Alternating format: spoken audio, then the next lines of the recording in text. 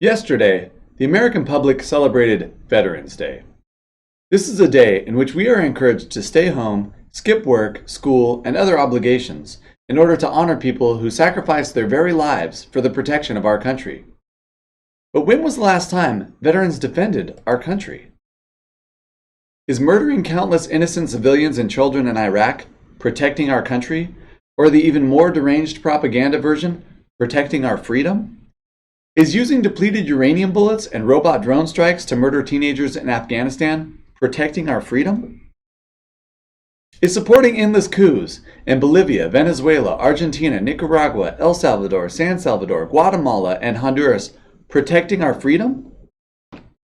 More generally, what does our armed services actually do? It seems to me they are one of the biggest polluters on the planet, arguably the most murderous force in all of human history, and also a tremendous burden on the American economy, draining the American people of their hard-earned money through insane taxation and exploitation. And who are these veterans? Most of them are ignorant poor people, victims of generational poverty and violence, with near zero education, mostly from our most oppressed and poor ethnicities and from our worst ghettos. This is why so many Marines are from the Deep South and from inner cities. You don't often meet grunts from Bel Air or Santa Monica. They're always from Charlottesville, Chicago, Compton, or some backwoods tiny town you never even heard of. Most of them come from a family with a history of institutionalized poverty, alcohol abuse, teen pregnancy, and drug addiction.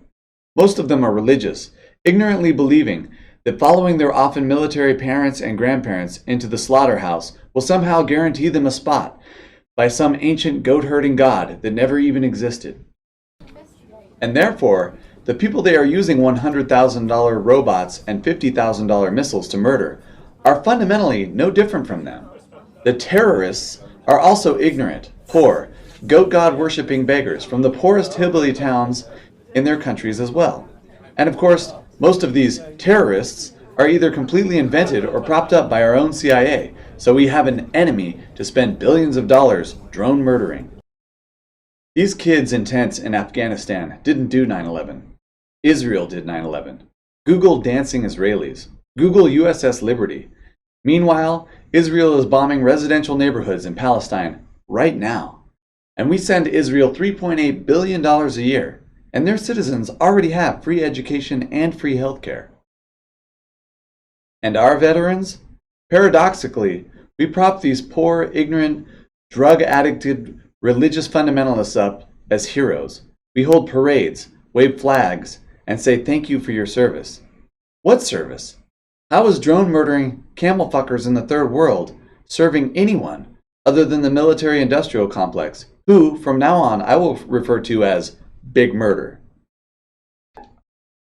Much like Big Pharma, Big Media, Big Brother, and Big Oil, Big Murder exists only as an endless source of revenue for the multi-trillionaires who already own everything. Big Murder does not care about your freedom or your safety, or the security of this nation. They care about more tax revenue, and to bleed the proletariat of ever more economic resources, and also to enslave our youngest, strongest, and dumbest children. Most recruits earn less than the average McDonald's worker.